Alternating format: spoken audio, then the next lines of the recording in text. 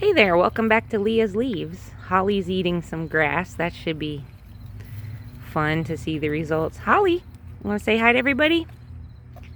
Well, she wagged her tail when she heard her name, so that's a that's a start. Today's episode is called Attack of the Killer Cucamelons. Cucamelons, Cucamelons, Cucamelon vine, Cucamelons, Cucamelons. Look at that, Cucamelons.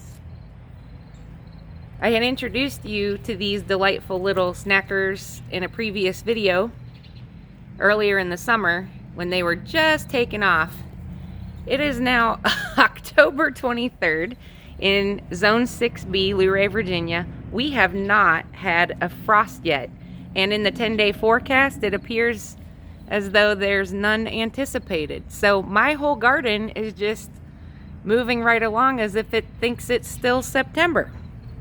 So I have these are a combination of Amish paste and climbing triple crop tomatoes growing on this cattle panel trellis.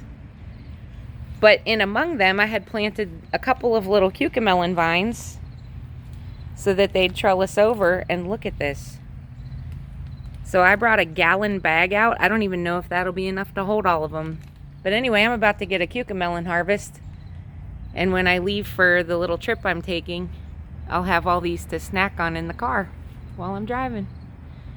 If this cucamelon vine gets any closer to the house, I'm just going to hand it the keys and move.